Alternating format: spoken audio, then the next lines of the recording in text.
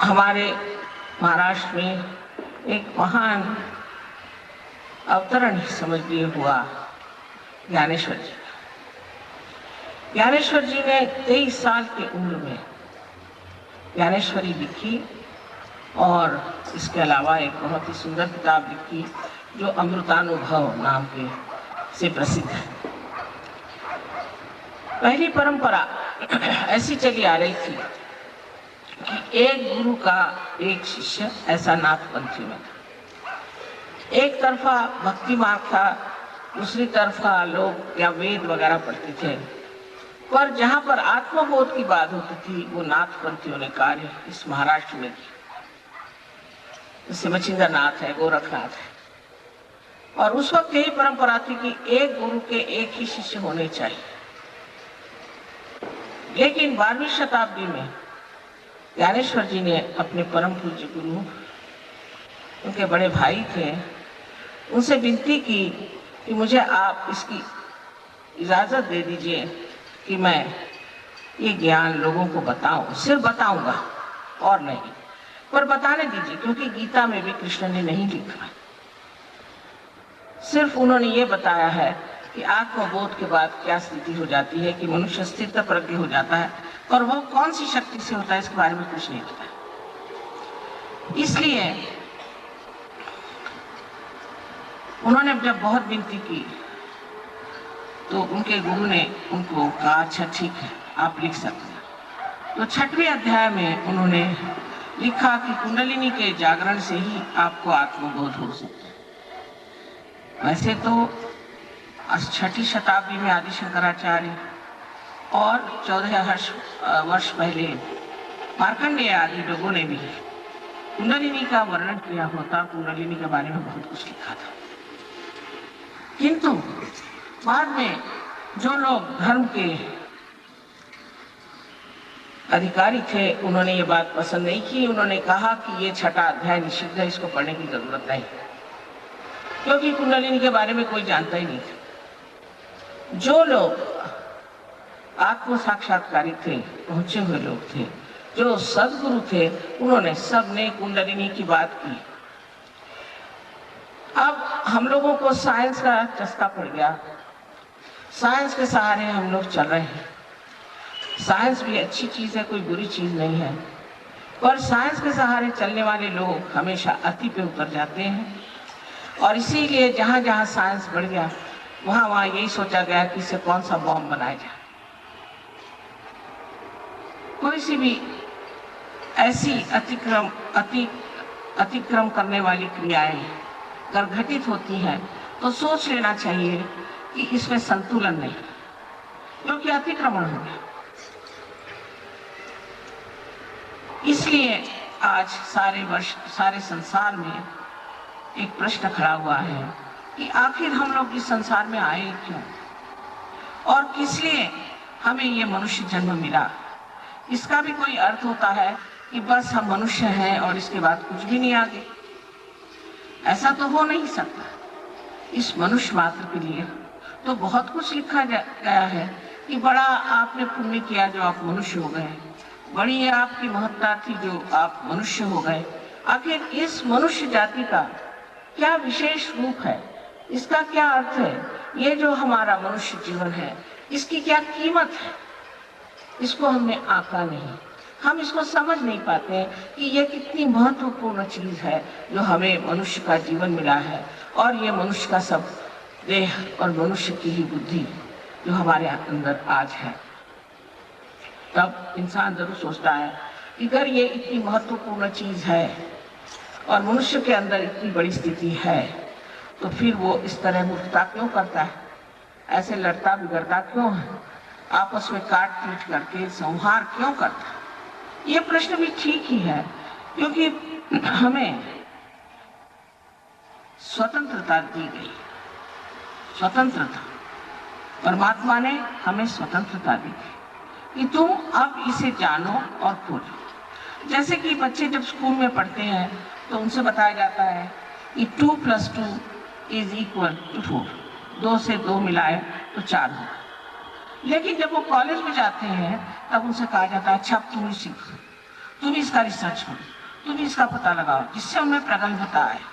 क्योंकि जो स्वतंत्रता हमें मिली है उसे हम किस प्रकार उपयोग में लाते हैं ये बहुत आवश्यक है। हम इस स्वतंत्रता का उपयोग कहाँ करते हैं? कोई काम करने लग जाए तो उसे अतिक्रमण में ले जाते हैं, कोई न चीज अतिशय में चली जाती है।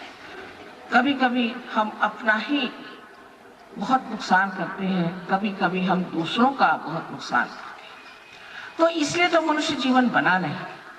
मनुष्य जीवन इसलिए बना है, वो एक अति सूक्ष्म बात है, इसे सबको समझ लेना चाहिए।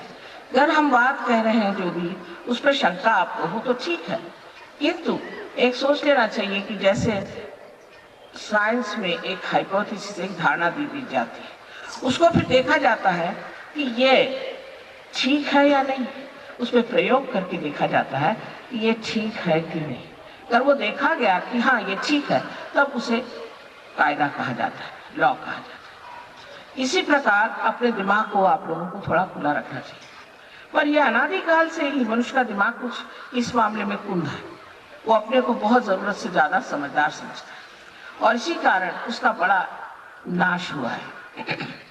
मैं किताब आजकल पढ़ रही थी जो थॉमस ईसा मसीह का शिष्य था, उसने लिखी, और उसे उसने एक बड़े भारी बर्तन में बंद करके, सील करके, और इजिप्ट में, हिंदुस्तान में आते वक्त गाड़ दिया।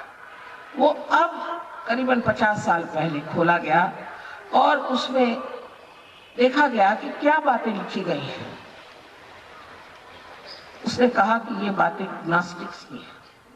ग्नो शब्द जो है हम जानते हैं संस्कृत में और हिंदी में, मतलब ज्ञान।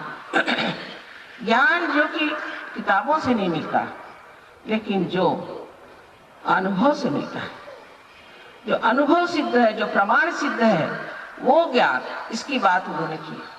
किंतु उन्होंने गाड़ क्यों दिया? सोचने की बात है कि ऐसी सुंदर किताब उन्होंने गाड़ क्यों दी? क्योंकि उस वक्त के जो लोग धर्म के शासक थे, उन्होंने ये कहा कि ये लोग तो झूठे हैं, इनके पास कोई नॉलेज नहीं है और कुछ भी नहीं है, और ये सब झूठी बात कर रहे हैं। और इस तरह से उनको सताया गया, और जैसे अंग्रेजी में उसे कहते हैं हेरेटिक्स। उनको कहा कि ये हेरेटिक्स है और ब्लास्फेमी है, यानी परमात्मा का इसमें बदनामी है, और इस तरह से बातें करके, और उन्होंने वो किताबें बिल्कुल पढ़ने से, सुनने से सबको मनाही कर दी। इसलिए थॉमस ने वो सब किताबों को लेकर के और गाड़ दिया। आज वो किताबें मिली हैं, उपलब्ध है, और उस किताबों से आप जान सकते हैं कि सहयोग की बात ही उन्होंने करी है। सारी बात सहयोग की करी है, और सहयोग जो है हमारे देश में अनादिकाल से ही चला है। नानक साहब ने कहा है सहज समाधि का। कौन ऐसा संत हो गया इसने सहज की बात नहीं की? लाओ त्से को देखिए तो वही बात करता है, सोक्रेटिस को देखिए तो वही बात करता है, पर हम लोगों ने जैसे अपनी आंखें बंद ही कर ली है। इसीलिए कबीर ने कहा है, कैसे समझाऊं सब जगन। अब हमारे अंदर ये कल युग की जो प्रक्रिया है बहुत जबरदस्त वर्तमान में चल रही है, और ये प्रक्रिया इस तरह की है कि न जाने कितने तरह तरह के रोग, बीमारियां उत्पन्न हो गई। ऐसी ऐसी बीमारियां उत्पन्न हुई हैं कि जिसका कोई अर्थ नहीं निकलता। हम लोग पहले सोचते थे कि जो आदमी बहुत कार्यशील है और बहुत कार्य करता है, वो आदमी विशेष रूप से एक बड़ा महान आदमी है। लेकिन अब देखा गया कि जो आदमी हर समय सिर्फ काम ही में लगा रहता है, वो भी अपने चेतन मन को, कॉन्शियस माइंड को इतना इस्तेमाल करता है कि उसका चेतन मन ही थक जाता है। इसके बारे में मैंने 8-10 साल पहले अमेरिका में बताया था, किसी ने सुना नहीं, वो आज बात सत्य में आ गई। तो ऐसे लोगों का यह हाल है कि उनका चेतन मन कार्यान्वित नहीं हो सकता। समझ लीजिए, हम इसे पकड़ना चाहें तो पकड़ सकते हैं, वो अनजाने में, स्पॉन्टेनियसली, सहज में। किंतु अगर हम जान के चाहे कि हम अपना हाथ बढ़ाएं तो हाथ भी नहीं उठेगा, पैर भी नहीं उठेंगे। और जिस तरह से कोई एक मछली हो जिसकी हालत उसके हाथ पैर चलते नहीं जमीन पर, उसी प्रकार ये मनुष्य, उसको लोग उठा के जिस तरह से एक मछली को उठा करके इधर से उधर करिए उसे करते हैं। इसके अनेक नाम हैं, लेकिन इसको वहाँ पर यूपीस डिजीज कहते हैं कि जो बहुत काम करने वाला आदमी है उसकी क्या दुर्दशा। यह किसी ने कभी सोचा भी नहीं था कि इस तरह के भी रोग संसार में आ सकते हैं। फिर और भी रोग हैं, जैसे एड्स है और कैंसर है, इतने ही तरह के रोग हैं जिनका कोई इलाज नहीं। जो भी इलाज होते हैं बाहर से होते हैं, और इस बाह्य के इलाजों से आदमी का फायदा नहीं हो सकता। जैसे कि एक पेड़ है, वो अगर बीमार हो गया तो उसके पत्तों पे अगर आप कुछ दवाइयाँ लगाइए तो उसका फायदा तो हो नहीं सकता। उसको जड़ से आपको कुछ न कुछ देना चाहिए, और सहज योग ये जड़ का ज्ञान है, the knowledge of the roots. और उसलिए आपको सूक्ष्म होकर के अपनी जड़ों में उतरना चाहिए, और जब ये जड़ें आपकी प्लावित हो जाए, नरिश हो जाए, तो आप हठात अच्छे हो जाते हैं।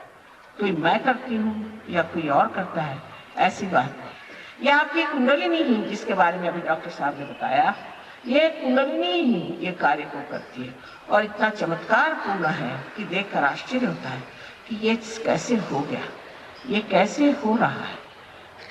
इतनी इसमें बातें हो जाती हैं कि आदमी आश्चर्यचकित होता है। बहुत आश्चर्य की बात है। इस पर मेरा लेना देना कुछ नहीं बनता।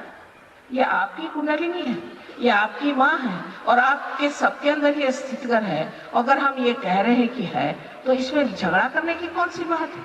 अगर ये आपके अंदर धन है, इसे प्राप्त करें और इसका उपयोग करें, इसको इस्तेमाल करें अपने अंदर। इतना ही नहीं, पर दूसरों का भी आप लाभ कर सकते हैं। मैं कल आप लोगों को इसके बारे में बताऊंगी कि आत्मा क्या चीज है, क्योंकि आज तक आत्मा के बारे में कोई किसी को बता नहीं पाया।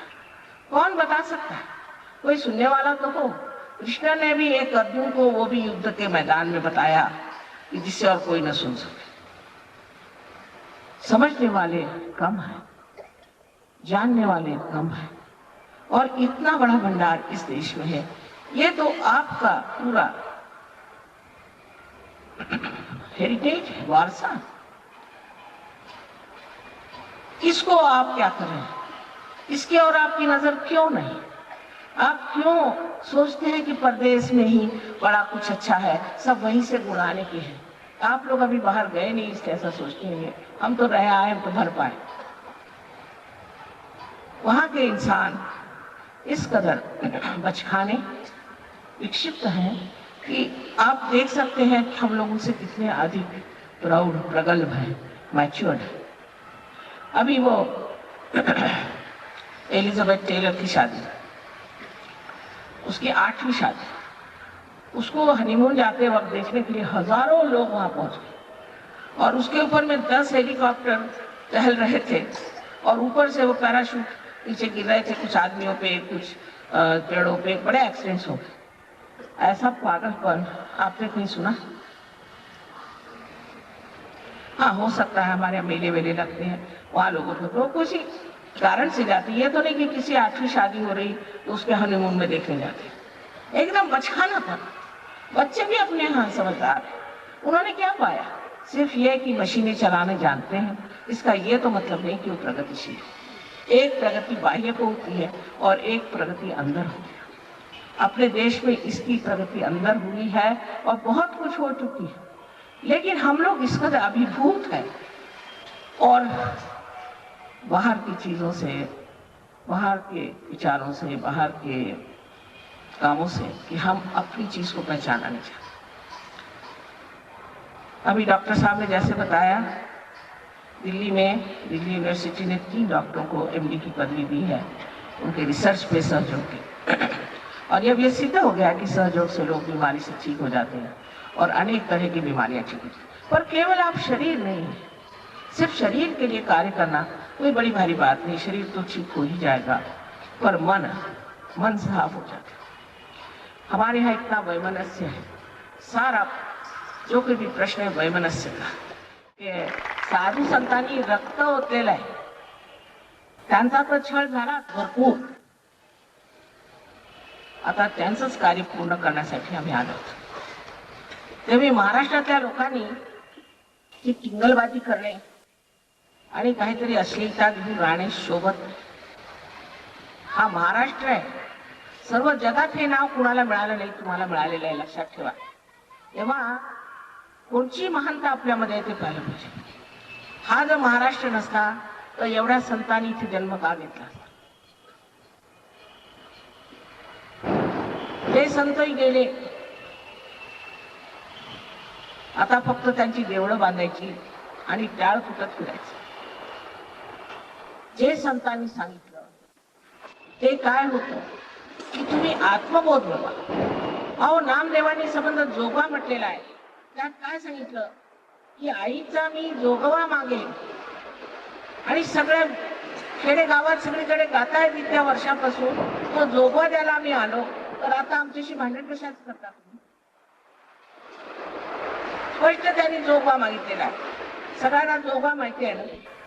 विचार करा सोने, उद्या आजारी पडले की मग येतात. डॉक्टरांनी सांगितलं की मी माझा काही इलाज नाही बा, तू करणार 10 दिवसात, मग येतात. परमेश्वर हा आहे आणि त्याचे प्रमाण आहे आमच्या. परमेश्वर नाही असं म्हणणं महापाप. जो आहे तो आहे. तो इतका दयाळू आणि कनवाळू आहे की आपण असं बडबडतो तरी तो आपल्याला काही करत नाही. त्याला माहिती आहे मूर्ख आहेत, काय करायचं. तेव्हा त्याचं प्रमाण घ्या. त्याचा प्रमाण जाणल्यानंतर तुम्ही जर आत्मबोधात उतरले तर तुम्हाला कळेल की हा परमेश्वर सर्व पित्यांचा पिता आणि इतका कनवाळू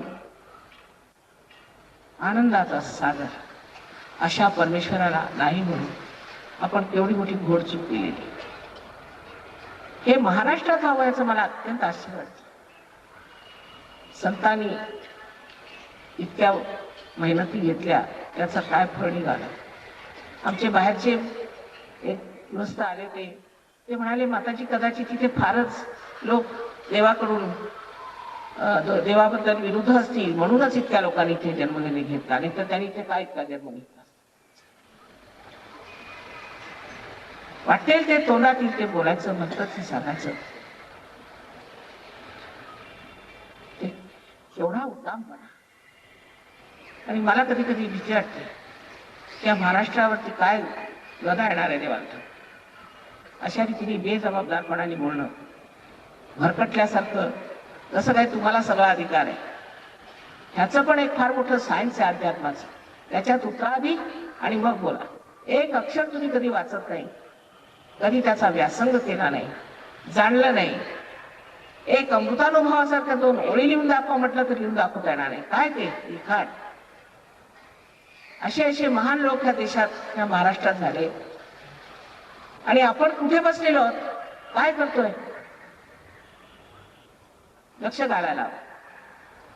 ह्या महाराष्ट्रातच मला फार आशा होती की सर्व जग ह्या महाराष्ट्रात ह्या संत साधूंच्या दर्शनासाठी येतील.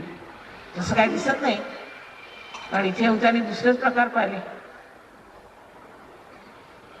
मी काही तुम्ही असं करू नका तसं करू म्हणत नाही, पण तुम्ही आत्मसाक्षात्कार घ्या, एवढंच माझं म्हणणं आहे. आणि त्याच्यानंतर त्यात जमलं पाहिजे, श्रद्धा ठेव, जमलं पाहिजे. जी जुनाट प्रवृत्ती आहे ती सोडली पाहिजे. हे नाविन्यातलं अतिनाविन्य आहे.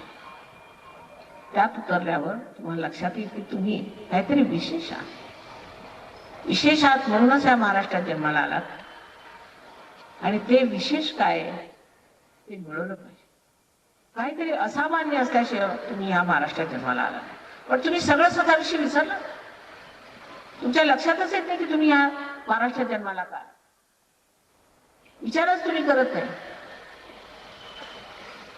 थोडासा जर स्वतःच्या बद्दल विचार केला, आपल्या गौरवाबद्दल, तर आपल्याला लक्षात येईल की हा महाराष्ट्रात जन्म आलेला मनुष्य वाया जाण्यासाठी आलेला नाही, दारू पिऊन जिमून रस्त्यात पडण्यासारखे आलेले नाही.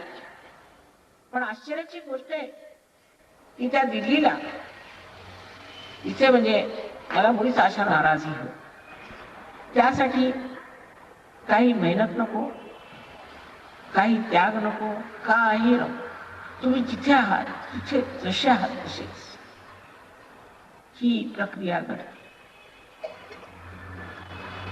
सुरुवातीला मला सांगायचं म्हणजे असं की ह्याच्यात 3 अटी आहेत. I would like to say that there are 3 conditions for kundalini awakening. आपसे कहना चाहती हूँ कि 3 शर्तें हैं कि जिससे कुंडलिनी का जागरण होता है. एक के बाद एक आपको मैं वो शर्तें बता दूं. कोई कठिन नहीं. पहली तो शर्त यह है कि आपको सबको आत्मविश्वास होना चाहिए कि आप आत्मबोध को प्राप्त हो, आपको आत्म साक्षात्कार मिलेगा. किसी प्रकार की भी न्यूनता जो आपके दिमाग में बनी, क्योंकि आधे दिन लोग यही कहते रहे कि तुम पापी हो, तुमने ये पाप किया, तुमने वो पाप किया, तुम्हारी माँ मर गई, ये गाय दे दो तो तुम्हारे माँ के पाप छूट जाएंगे. यही सब धंधे होते हैं ना.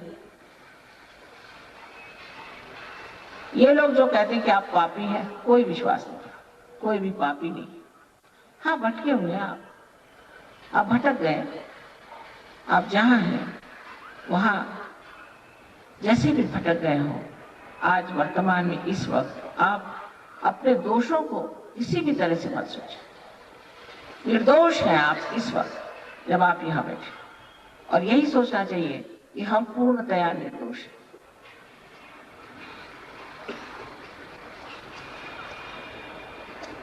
बहुत लोगों के लिए मुश्किल है. ये तो एक बीमारी पड़ गई है लोगों को कि खासकर अंग्रेजी भाषा में कि I am afraid, I am guilty, I am sorry. अंग्रेजी बोलना शुरू कर दीजिए तो आपका लेफ्ट आ गया, लेफ्ट विशुद्धि जो है वो पकड़ जाएगी. जैसे ही आप अपने में दोष ढूंढेंगे, आपकी ये चक्र यहाँ पे लेफ्ट में पकड़ेगा, और जिसकी वजह से अंजाइना की बीमारी, स्पॉन्डिलाइटिस की बीमारी और आपको भी बीमारी हो सकती है जिसे कि कहते हैं कि लिथार्जिक ऑर्गन से होती है. माने आलसी आपके घर शरीर में जो कार्यान्वित चीजें हैं वो अगर पूरी तरह से आलसी है तो भी बीमारी आपको हो सकती है.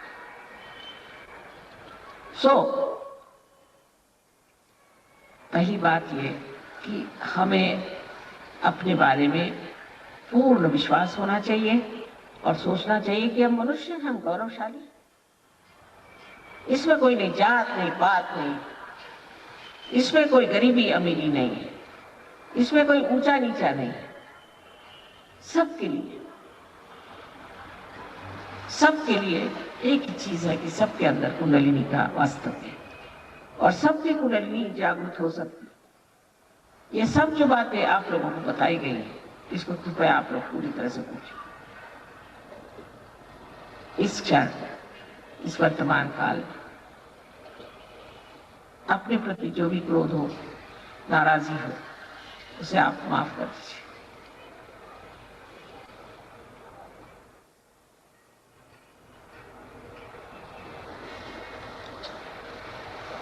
दूसरी शर्त ऐसी है,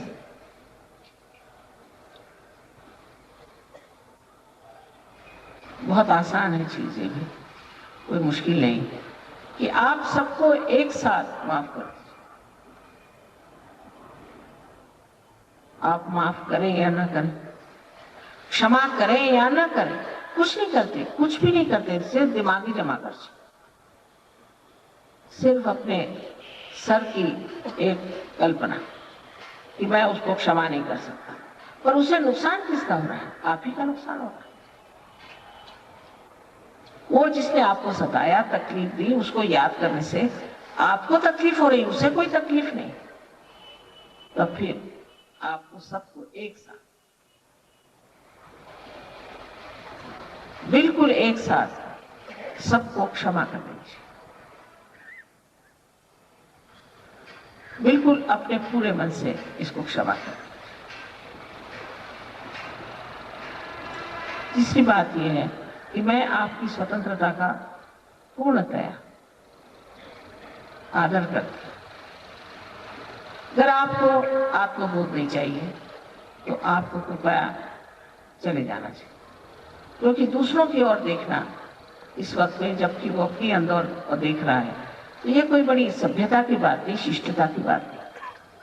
इसलिए जिनको नहीं चाहिए वो कृपया चले जाएं तो बहुत अच्छा होगा, और जिनको चाहिए वो अवश्य बैठे, आराम से बैठे और इस चीज को प्राप्त करें।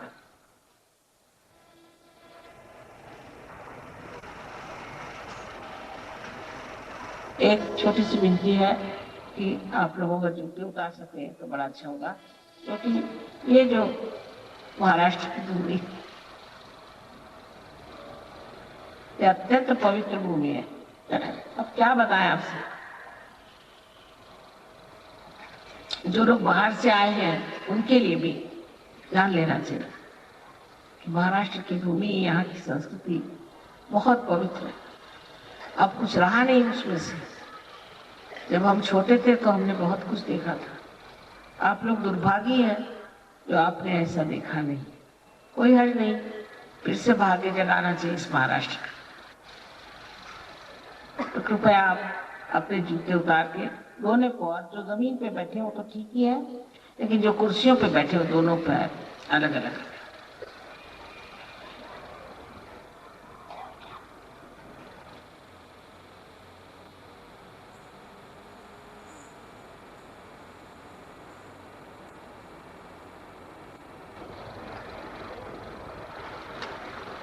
आता डोक्याचं पागोट वगैरे काढून घ्या, कारण सहस्त्रार उघडायचं मला इथून. ते ब्रह्मरंध्र आहे म्हणून कृपा करून डोक्याचं पागोट वगैरे काढून. आईकडे कशाला पागोट करून बसा का वेगळे मिनिस्टर ऐकता.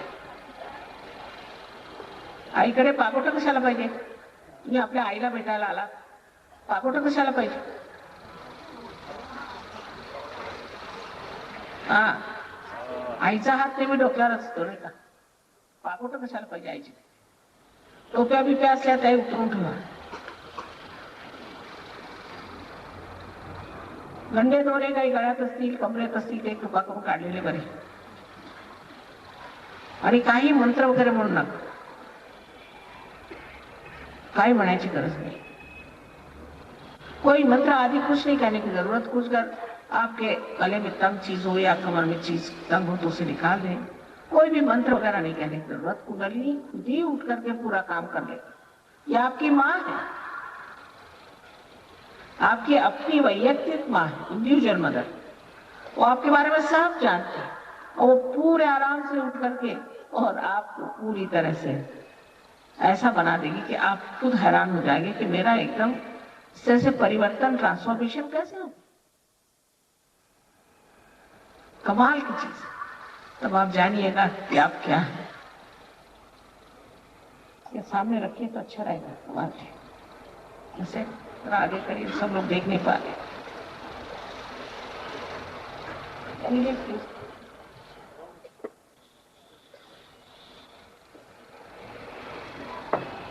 Thank you.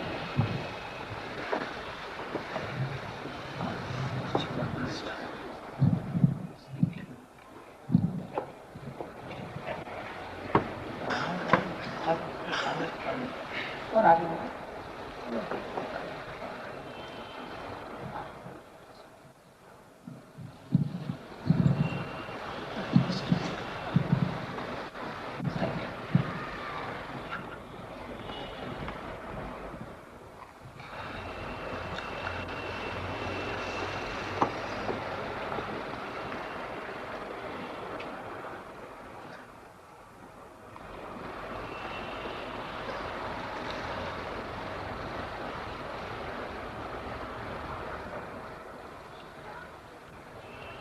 डॉक्टर साहब ने आपसे भी बताया कुंडलिनी के बारे में.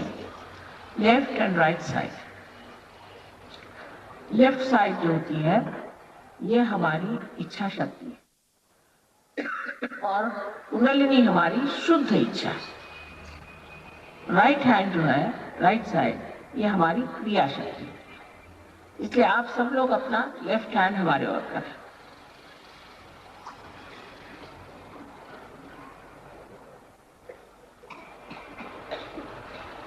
इसका मतलब है कि आपकी इच्छा है, आप चाहते हैं कि आपको आत्मबोध हो जाए. मैंने पहले ही कहा कि जबरदस्ती नहीं कर सकते। सब लोग कृपया करें, लेफ्ट हैंड मेरी ओर और दूसरों की ओर न देखें। अभी तक तो हम दूसरे की ओर देखते आए हैं, अब अपनी ओर देखने की बात है। डावा हात माझ्याकडे करा आणि उजवा हात ही क्रियाशक्ती आहे। डाव्या हातामध्ये इच्छाशक्ती, उजव्या हातामध्ये क्रियाशक्ती। डावा हात माझ्याकडे करायचा आणि उजव्या हाताने आपल्या चक्रांना प्लावित करायचं। We have to nourish our centers with our right hand. That's all. अपने राइट हैंड से आपको अपने सेंटर्स को प्लावित करना है और ये इसलिए कि आप जान भी जाइए कि आपके क्या क्या सेंटर है। सारा कार्य हम लेफ्ट में करें, आपलं सगळं आपण काम डावीकडे करा। आता डोळे मिटायच्या आधी आपल्याला दाखवते मी कोणचे कोणचे चक्र करायचे।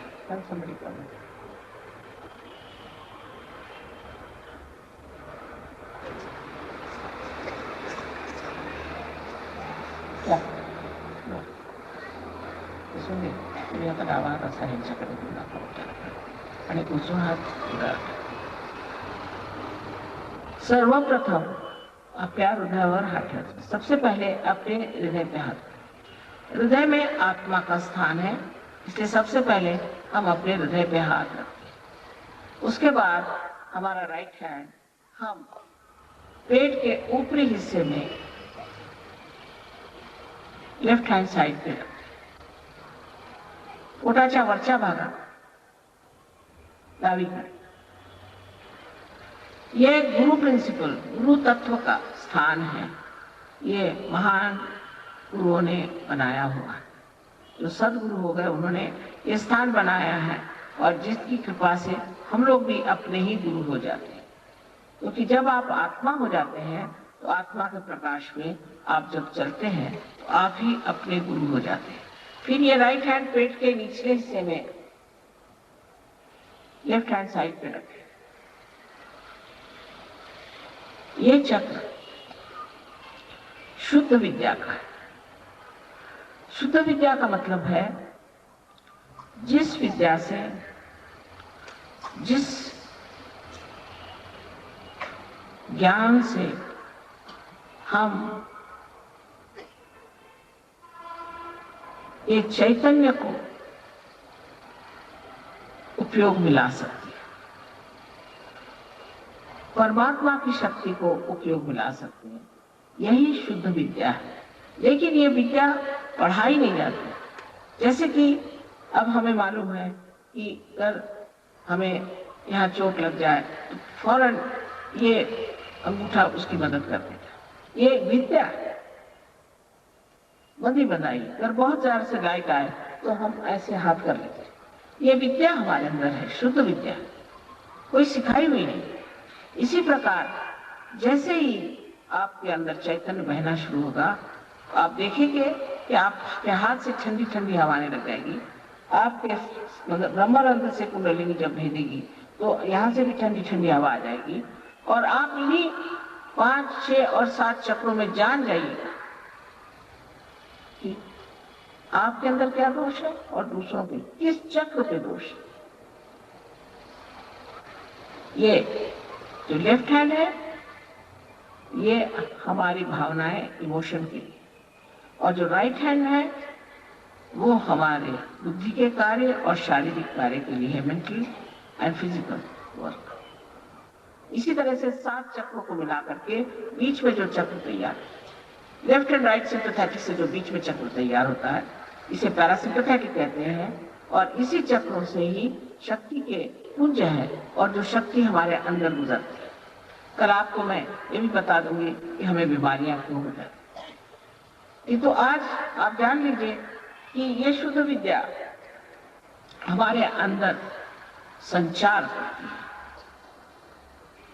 इसका संचरण होता है, जिससे कि आप जान सकते हैं अपने बारे में और दूसरों के बारे में। सामूहिक चेतना में, कलेक्टिव कॉन्शियसनेस में एक नया कॉन्शियसनेस आपके नसों पे, अपने नर्व्स में जाग जाता है।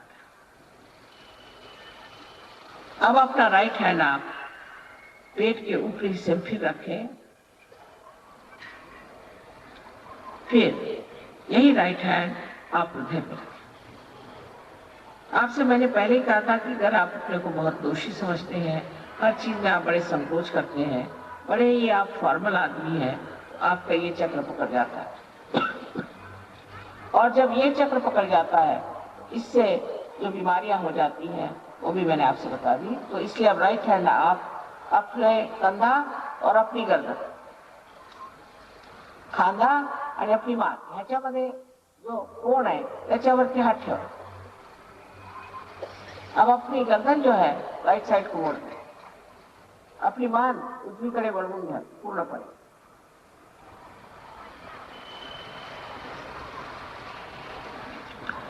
अब अपना हाथ पूरी तरह से आड़ा इस तरह से अपने कपाल पर रखें, कपाळावर आता आपला हात आडवा असा धरावा। अब अपनी गर्दन नीचे झुका लें,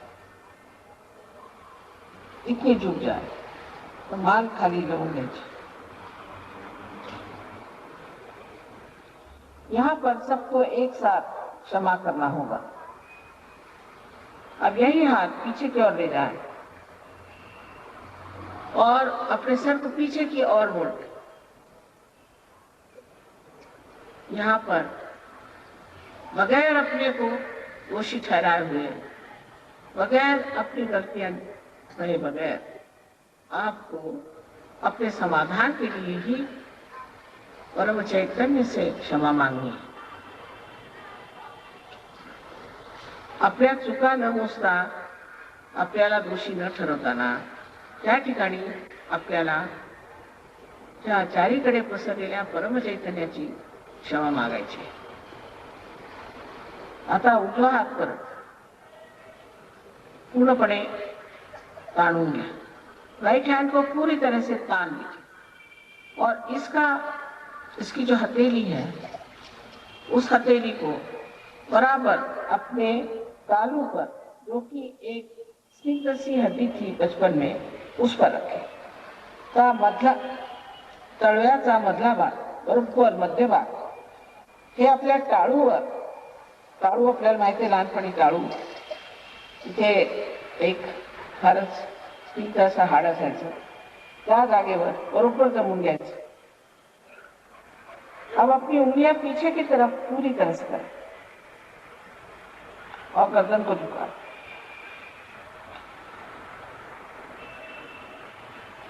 और अब घुमाएं। इसको 7 बार क्लॉकवाइज घुमाइए। त्याला 7दा घड्याळाच्या काट्यासारखे 7दा फिरवा, हळूहळू दाबून पीछे की ओर उंगली करें। मागच्या बाजूला उडून जरा, ताणून जरा पोट, म्हणजे बरोबर प्रेशर पड़े। दबाव ठीक से पड़ना चाहिए, इसलिए उंगलियां खींच के 7 मरतबा इसे घुमाएं।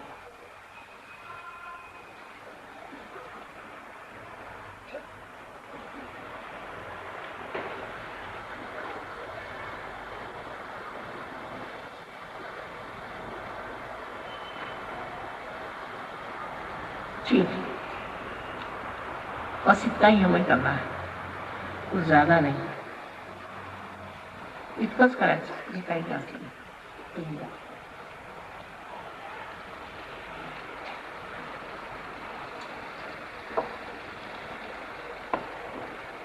आत्मविश्वास, आत्मविश्वास के साथ लेफ्ट हैंड हमारी ओर करें, डावा हात माझ्याकडे, उजवा हात हृदयावर, राइट हैंड हृदय पे, हार्ट। और अब आप आंखें बंद कर लीजिए। आता डोळे मिटा, चश्मा उतरवून घ्या, चश्मा उतार लीजिए। जब तक मैं न कहूं कृपया आप आंख न खोलें।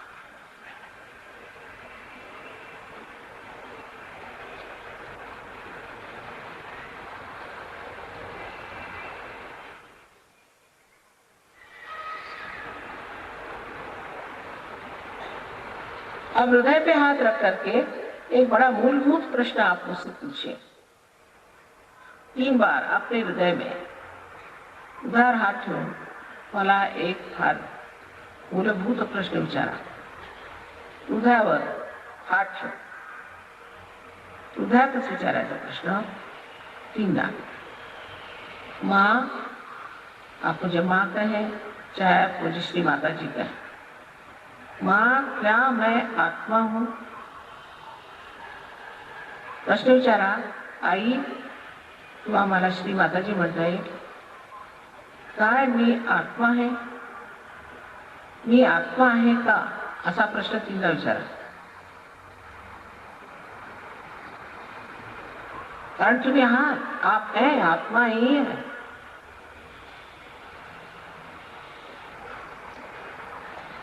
अब अपना राइट हैंड पेट के ऊपरी हिस्से में रखें, लेफ्ट हैंड साइड।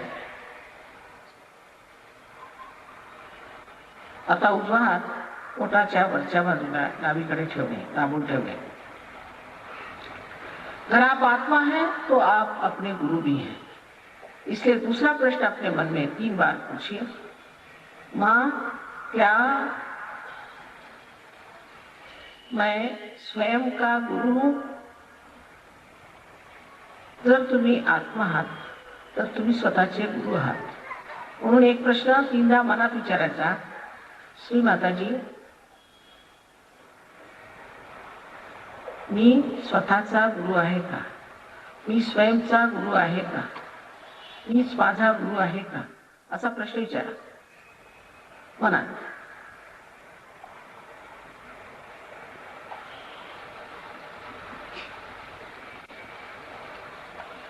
आपसे पहले कहा था मैंने कि मैं आपकी स्वतंत्रता का आदर करती हूँ। आप पर कोई जबरदस्ती नहीं हो सकती और आप पर शुद्ध विद्या भी कोई जबरदस्ती से नहीं लाद सकता, वो आपको मांगनी होगी। इसलिए अपना राइट हैंड अब आप पेट के निचले हिस्से में रखें,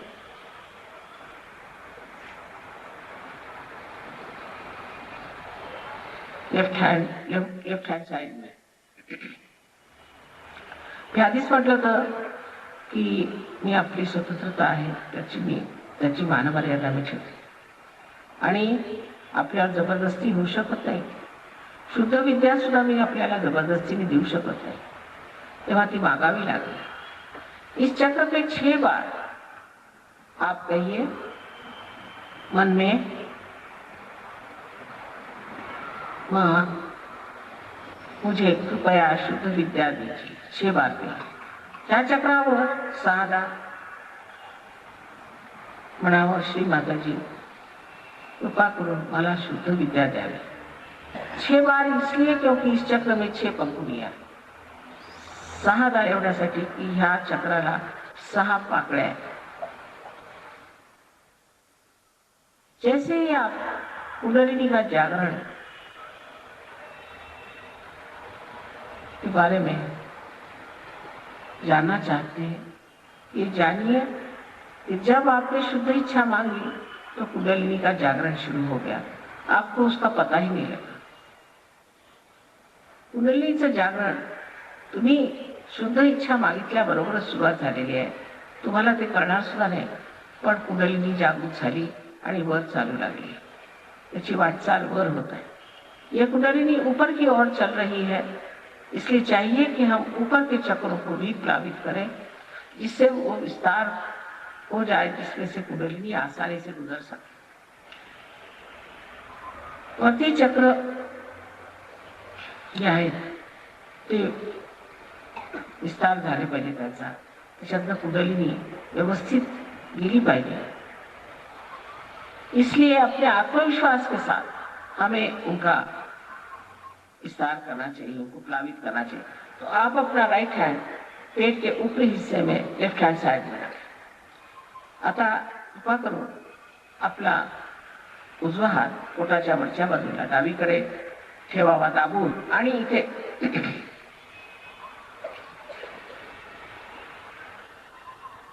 यहाँ पर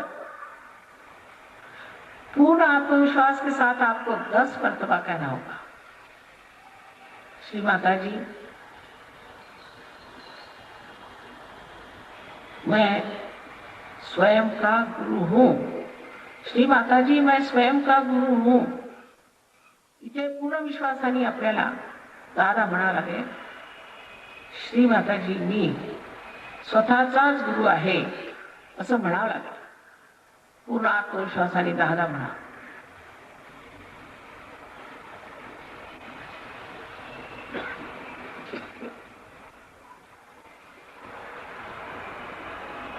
जो मूलभूत बात है वो ये कि आप आत्मा हैं। आप ये शरीर, मन, बुद्धि, अहंकार आदि उपाधियां नहीं, आप शुद्ध आत्मा हैं। मूलभूत तुम्ही आत्मा, शरीर, मन, बुद्धि, अहंकार आदि ह्या उपाध्या नहीं, तुम्ही शुद्ध आत्मा। इसलिए अब अपना राइट हैंड उठा करके और हृदय पे फिर रखें और पूर्ण आत्मविश्वास के साथ आप कहें, श्री माता जी, मैं शुद्ध आत्मा हूँ। म्हणून कृपा करून आपला राइट हँड उचलून हृदयाच्या हृदयावर ठेवावा आणि पूर्ण आत्मविश्वासाने बारादा म्हणा, श्री माता जी, मी शुद्ध आत्मा है। 12 मर्तबा कहिए, श्री माता जी, मैं शुद्ध आत्मा हूँ। ये जो परम चैतन्य चारों ओर फैला हुआ सारा जीवंत कार्य कर रहा है, ये ज्ञान का सागर है, प्रेम का सागर तो है ही, और सबसे अधिक ये क्षमा का सागर। इसलिए से आप कोई सी भी ऐसी गलती नहीं कर सकते जो इस सागर में पूरी तरह से नष्ट न हो जाए। इसलिए आप अपने को क्षमा करो। चारीकडे पसरलेली परमेश्वराची प्रेमसृष्टी, त्याच्या शक्ती संबंध प्रेमाचा सागर समावलेला आहे। संबंध ज्ञानाचा सागर आहे, पण सर्वात अधिक क्षमेचा सागर आहे। आणि तुम्ही कोणत्याही अशी गोष्ट चूक केली तरी ह्या क्षमेच्या सागरात ती सगळी धुवून गेली। म्हणून स्वतःला क्षमा करो।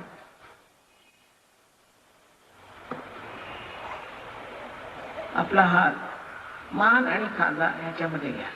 अपना हाथ राइट हैंड गर्दन और कंधा इसके बीच के कोण में रखें और गर्दन को राइट साइड में मोड़ दें। आपल्या मानेला उजवीकडे वळवून घ्या पूर्णपणे।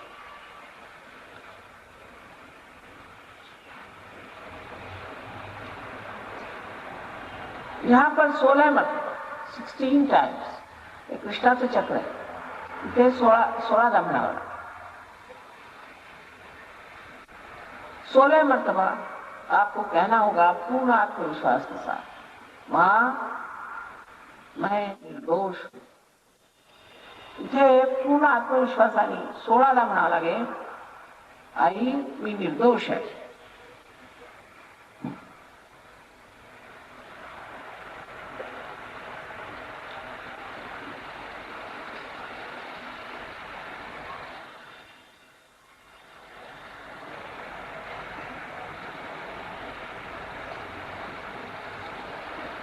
आता मी आपल्याला आधी सांगितलेलं आहे, तुम्ही क्षमा करा अथवा नका करू, तुम्ही काही करत नाही, पण जर तुम्ही क्षमा नाही केली तर अशा लोकांच्या हातात खेळतात त्यांनी तुम्हाला त्रास दिलेला आहे।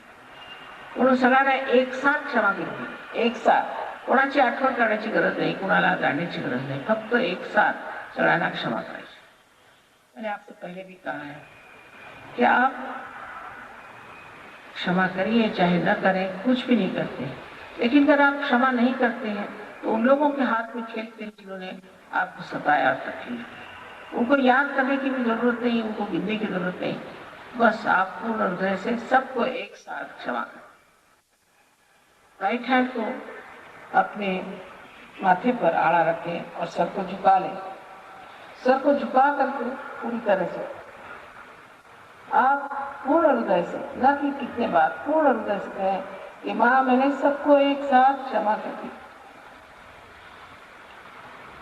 डोक्याला कपाळावर आपला हात आडवा धरा, उजवा हात, आणि नंतर मान खाली वाकून घ्यायची. इथे असं म्हणायचं की आई, मी सगळ्यांची एक साथ क्षमा केली.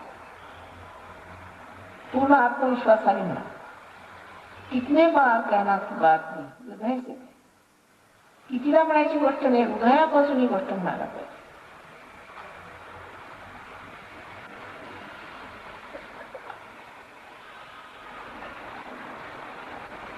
आता हा उजवा हात मागच्या बाजूला घेऊन जावा, डोक्याच्या मागच्या बाजूला, आणि मान अशी वर करून आकाशाकडे बघू नये, कारण डोळे बंद आहेत, पण असे वरती मान करायचे. यही हाथ सर के पीछे के हिस्से में पकड़ा जाए जोर से, और यहाँ दबा करके गर्दन को ऊपर की ओर मोड़. यहाँ पर अपनी गलतियां न गिनते हुए, अपने को दोषी न ठहराते हुए, सिर्फ अपने समाधान के लिए आप कहिए, हे परम चैतन्य, हमसे कोई गलती हो गई हो तो क्षमा कर. इथे स्वतःला दोषी न ठरवताना, आपल्या चुका न मोजताना, फक्त स्वतःच्या समाधानासाठी असं म्हणा, हे परम चैतन्य, आमच्या हातून जर काही चुकलं असेल तर तुम्ही क्षमा करा. हे हृदयापासून मना, ये भी दिल से कहना चाहिए. इतने बार की बातें बहुत दिल से बात कहने की है.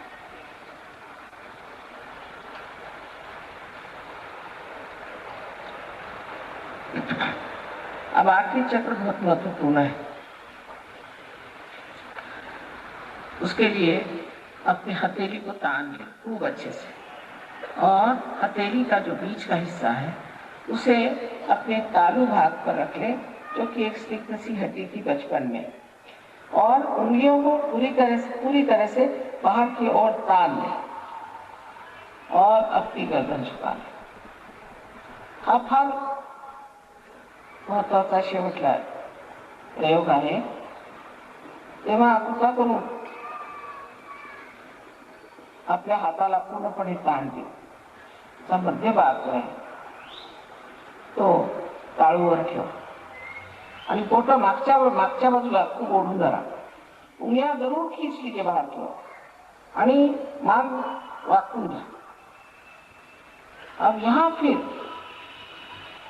मैं आपकी स्वतंत्रता का मान रखते हुए ये कहना चाहती हूँ कि आप पे जबरदस्ती आत्म साक्षात्कार नहीं लाना जाए. इसलिए आपको अपने मन में ये कहना होगा 7 मरतबा. जब आप 7 मरतबा अपनी स्कैल्प को घुमाइएगा, अपनी सर की चमड़ी को घुमाइएगा, तो आपको 7 मरतबा कहना होगा, श्री माता जी मुझे कृपया आप आत्म साक्षात्कार दीजिए. परत सांगायचं म्हणजे की आता मान वाकवली तुम्ही, पण ह्या वेळेला परत तुमचं स्वतंत्रतेचं मला मान आहे, आणि जबरदस्ती तुमच्यावर आत्मसाक्षात्कार करता येते. त्या कृपा करून 7दा जेव्हा तुम्ही घड्याळाच्या काट्यासारखे डोक्याची चांबडी फिरवा, त्यावेळेला तुम्ही 7दा म्हणायला पाहिजे, श्री माताजी मला आत्मसाक्षात्कार कृपा करून द्यावा. मान वाकून घ्या, गर्दन झुकाए, उसके बगैर नहीं होगा.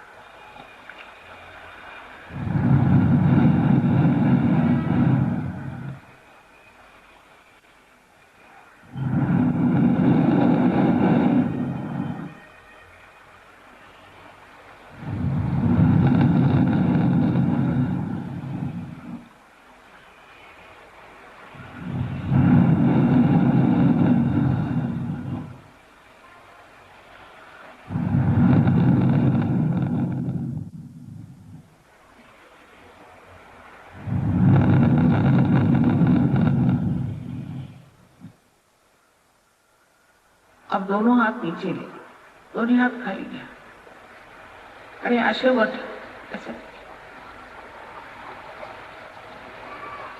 मेरी ओर देखिए और विचार न करें। माझ्याकडे बघून विचार करू नका। ही निर्विचार समाधी, थॉटलेस अवेयरनेस।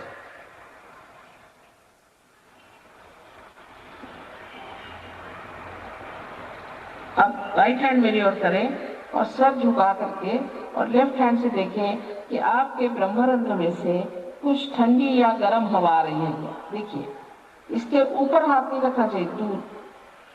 अधांतरी हात मान खाली वाकून घ्यायची, उजवा हात माझ्याकडे करायचा आणि टाळूकर थंडी हवा येते की पहा।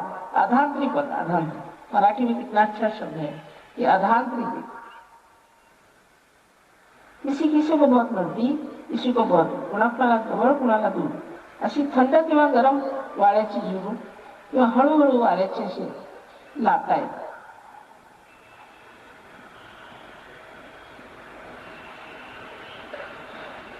किसी को बहुत जोर से और दूर पे आता। अब लेफ्ट हैंड को मेरी ओर करें, फिर से गर्दन झुका के राइट हैंड से देखें, चित्त रखें तालू पर और देखें।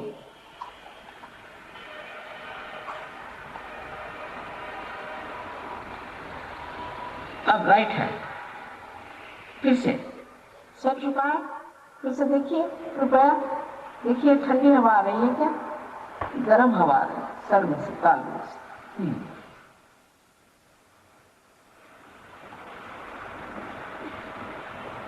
अब अपने दोनों हाथ आकाश की ओर करें और सर को पीछे मोड़ दें। दोनों हाथ वर करो, आकाशाकडे बघा और एक प्रश्न पूछिए, श्री माता जी क्या यही परम चैतन्य? एक प्रश्न विचारा, तीन बार, श्री माता जी का हेच परम चैतन्य?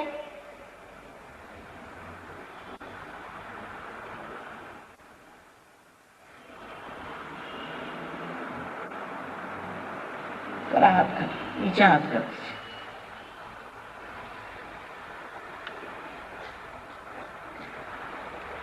अब जिन लोगों के हाथ में या सर से ठंडी या गरम हवा आई हो वो लोग सब हात ऊपर करें। ज्यांच्या हातात किंवा टाळूतून थंड किंवा गरम वारा असा आला असेल दोन्ही हात वर करें।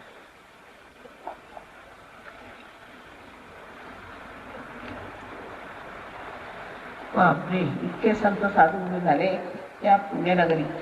इस पुण्यनगरी में इतने संत साधु खड़े हो गए। अनंत आशीर्वाद है हमारा आपसे, अनंत आशीर्वाद। अब यही विनती है कि अपने आप को साक्षात्कार का मान रखना, अपना मान रखना और कृपया इसमें आप आगे बढ़े। वास्तविक हम लोग कुछ रुपया पैसा लेते नहीं, आप जानते हैं, इसलिए कोई बड़े बड़े महल हम लोगों के पास नहीं है। हम स्कूलों में ही सेंटर चला रहे हैं और आशा है आप लोग वहाँ जरूर पधारेंगे और अपने आप को साक्षात्कार के पाने में जानेंगे और ये पूरी कुंडलिनी की विद्या आप सीखें। पर बहुत सर्वसाधारण सी चीज है कि जब तक आप इसको अभ्यास से अपना जो योग हुआ है घटित, जो कनेक्शन हुआ है, उसको अगर पूरी तरह से ठीक नहीं कर लेंगे तो जो दूसरी दशा है जिसे निर्विकल्प कहते हैं वो आपके अंदर प्रस्तावित नहीं हो सकती। इसलिए कृपया हमारे यहाँ बहुत अच्छे सहयोगी हैं, वो आपको समझा सकते हैं। आप लोग जरूर आए, आपको किताबें और फोटोग्राफ सब कुछ मिले। उसके लिए किसी की आपको पैसा नहीं देना। इस ज्ञान के लिए आप कितना पैसा देंगे, इसका क्या मूल्य है? ये सूक्ष्म ज्ञान है।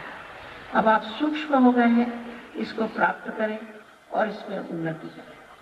वही बार बार कहना है कि कोई बड़ा भारी सरंजाम हमारे पास नहीं है कि भाई आए हैं, संतों जैसे साधु जैसे आप लोग आइए और इसे प्राप्त करें।